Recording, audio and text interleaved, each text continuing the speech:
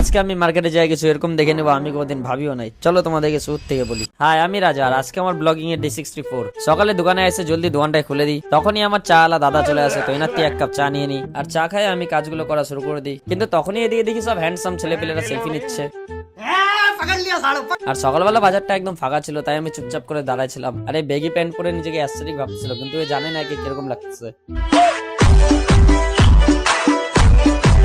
আর Apple কোম্পানির iPhone তো সবাই চালায়, কিন্তু তোমরা কি কোনদিন অ্যাপেলের গেঞ্জি পরছো? আর তারপর একটা কাস্টমার চলে আসে, তো এই স্যান্ডেলটা ওনাকে প্যাক করে দিয়ে দিই। তারপর আমি বসেছিলাম, কিন্তু তখনই আমার বন্ধু চলে আসে। রাজা, এই যে আমার অ্যাকাউন্টটা ফলো করে দিতে বলবি। হ্যাঁ, সবাইকে এই সেট আমার অ্যাকাউন্ট লাভ ইস শিলিগুড়ি 111।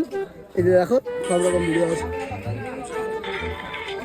ফলো করে দিয়ে সবাই। তারপর এক দুইটা কাস্টমার চলে আসে, তো জলদি জলদি প্যাক করে দিয়ে দিই। আর তারপর সন্ধ্যা হয়ে যায়, তো জলদি ঝাড়াঝাড়ি করে নিই। আর একটা কাস্টমার চলে আসে, তো এই স্যান্ডেলটা প্যাক করে দিয়ে দিই। তারপর বাজারটা ফাঁকা হয়ে গেছিল, আর এরা সবাই ভিখারি মতন করে বসেছিল, কিন্তু এরা সবাই বসে শান্তি পাচ্ছিল না, তাই এরা ধাক্কা ধাক্কি করা শুরু করে দিছে।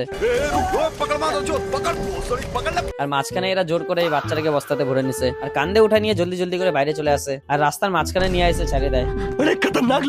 আর ভিতরে এসে দেখি তো সবাই এক এক করে দোকান বন্ধ করতেছিল, তাই আমিও দোকান বন্ধ করে দিই। তারপরে চলে যাই বাড়ি। আর তোমরা যদি আমার এরকমই আরো ব্লগ দেখতে চাও, তাহলে আমাকে ফলো করে নাও।